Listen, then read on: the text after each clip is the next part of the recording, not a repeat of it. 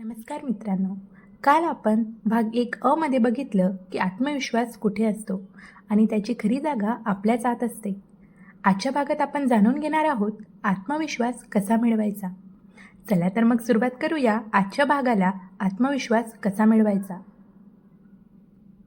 खूप जणांना हेच कळत नाही की आपण स्वतःला कसे बघायचे. त्या मुलीच्या चेहऱ्यावर देखील तेच प्रश्नचिन्ह होतं. त्या मुलीला मी विचारले, आत्तापर्यंत मी जे बोललो त्यातील महत्त्वाचे मुद्दे या क्षणी सर्वांसमोर येऊन तुला मांडायचे आहेत. तुझी तयारी आहे का? मला कसे शक्य होईल? तिच्या चेहऱ्यावर प्रचंड गोंधळ होता. आता काय झाले? तू स्वतःला कसे बघतेस? मला हे जमणार नाही. हे तुझ्यात तू कुठे वाचतेस? ही भावना जिथून प्रकट होते तिथे आरशाची गरज आहे. तिथे बदल घडण्याची गरज आहे. इथेच आत्मविश्वास राहतो.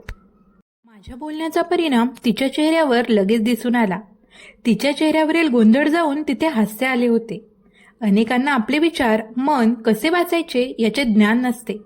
हा कार्यक्रम झाला, ते व्याख्यान झालं. त्यानंतर एक गृहस्थ मला भेटले. त्यांनी माझा नंबर घेतला. ते म्हणाले, मला तुमच्याशी वैयक्तिक खाजगी बोलायचं आहे. फोन करून ते मला भेटायला आले. येताना ते त्यांच्या मुलाला घेऊन आले होते. त्यांनी आधी माझी त्यांच्या मुलाशी ओळख करून दिली. मुलगा जसा माझ्यासमोर आला त्याने मान खाली घातली, डोळे खाली केले. शेकहँड करताना तो माझ्या डोळ्यात बघत नव्हता. ते मला म्हणाले, सर मला तुमच्याशी या मुलाविषयी बोलायचं आहे. त्यानंतर त्यांनी मुलाला बाहेर बसायला सांगितलं. मुलगाही आज्ञाधारक मुलासारखा उठून बाहेर गेला. ते गृहस्थ मला म्हणाले, सर एक अडचण निर्माण झाली आहे. माझा मोठा व्यवसाय आहे. हा माझा मुलगा 26 वर्षाचा झालाय. आम्ही त्याच्या लग्नासाठी स्थळ बघतोय. अनेक मुली बघितल्या. एक खूप चांगली मुलगी समोर आली. आम्हा सर्वांना मुलगी पसंत आहे. मुलीकडच्यांनाही मुलगा पसंत आहे. पण ती मुलगी म्हणते, तुमचा मुलगा रुबाबदार नाही. मला काय करावं कळेना.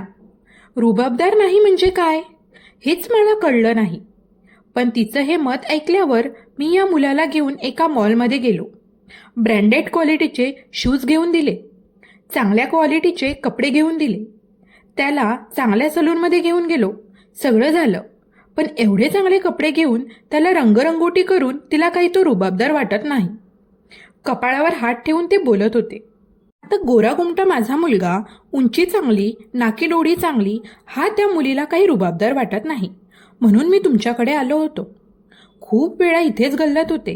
प्रत्येकाला वाटतं मी आणि माझ्या मुलांनी रुबाबदार दिसावं. रुबाबदार दिसणं, व्यक्तिमत्व चांगलं असणं म्हणजे फक्त बाहेरची रंगरंगोटी करणं असं होतं का? या सर्वांमध्ये एकच कारण दडलेलं होतं. ते म्हणजे आत्मविश्वासाचा अभाव. हा आत्मविश्वासाचा अभाव काहींमध्ये असतो आणि काहींमध्ये नसतो. हा आत्मविश्वास कुठे मिळतो? असं कुठलं दुकान आहे जिथे हा आत्मविश्वास मिळेल? या सगळ्याचं उत्तर एकच आहे. आत्मविश्वास हा तुमच्या आतमध्येच मिळतो. हा कुठे बाहेर शोधायला लागत नाही. आपल्या विचारांनीच आत्मविश्वास तयार होतो आणि आपल्या विचारांनीच आपण आत्मविश्वास गमावतो. आत्मविश्वास कसा मिळवायचा हे आपण पायरी पायरीने समजून घेऊ. आत्मविश्वास का गमावतो याची कारणं आपण समजून घेऊ. कित्येक जणांमध्ये आत्मविश्वासाच्या अभावाचे एक मुख्य कारण आढळतं. ते म्हणजे स्वतःला कमी समजणं. ज्या लोकांनी स्वतःला पूर्णपणे स्वीकारलेलं नसतं त्यांच्यामध्ये कमीपणाची भावना तयार होते. त्यासाठी स्वतःला स्वीकारायला हवं. पण स्वतःला स्वीकारायचं म्हणजे काय? तुम्ही जसे आहात, जेवढं तुमचं शिक्षण आहे, तुमच्या घरातील आजूबाजूचे लोक जसे आहेत, तुमच्यात जे गुण आहेत, तुम्ही जसे दिसता, या सर्वांचा आहे तसा स्वीकार करणं. पण कित्येकांना याचा पूर्णपणे स्वीकार करता येत नाही. नाशिकमधील कार्यशाळेमध्ये मी समोर बसलेल्या पार्टिसिपंट्सला एक प्रश्न विचारला होता की या क्षणी तुम्ही आता जसे आहात तसे तुम्हाला मुंबईतल्या सर्वात उच्च अशा हॉटेलमध्ये पाठवलं. तिथे सिनेसृष्टीतील मोठमोठ्या नटनट्या पार्टीसाठी हजर आहेत. तुम्ही त्या पार्टीत आत्ता गेलात तर किती आत्मविश्वासाने वावरू शकाल? ज्या आत्मविश्वासाने तुम्ही इथे वावरता, तुम्ही तुमच्या घरी वावरता, तुमच्या कामाच्या ठिकाणी वावरता, तितकाच आत्मविश्वास तिथे असेल का? की तो कमी असेल? त्यावर कित्येक धक्कादायक उत्तरे आली. कित्येक जणांनी हे नमूद केलं की आम्हाला अशा ठिकाणी जायलाच नको वाटेल. कित्येकांनी सांगितलं, आम्ही तिथे गेल्यानंतर सगळ्यांसमोर जाण्याऐवजी आमचा कल असेल की कुठेतरी लपायचं आणि लांबून त्यांना बघायचं. 100पैकी 3-4 जण म्हणाले की आम्ही पुढे जाऊन त्यांना शेकहँड करू. असं का झालं असेल? याचं कारण कित्येकांच्या मनात नको त्या शंका होत्या.